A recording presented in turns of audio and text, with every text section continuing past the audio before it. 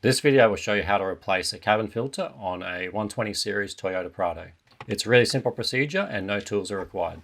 Okay, so the first step is to remove the tensioner cord on the right hand side. Simply reach in with your fingers and slide it off. The glove box is attached with 2 clips on the base. Simply maneuver the glove box until you can pull up and detach these 2 clips. Pull the filter housing out by pressing the 2 tabs on either end and sliding it out. So the filter housing has an up arrow. This is just for the filter housing itself, so you know how to install it. Remove the old filter.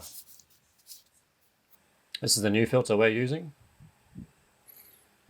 The filter has an arrow also, but this needs to point down as this is the direction of airflow. Push the new filter into the housing. Make sure it's pushed in all the way. Slide the filter housing back in until you hear a loud click. To reinstall the glove box, line up the tab on the left with the indentation, and then maneuver the glove box until you can push the bottom clips back on.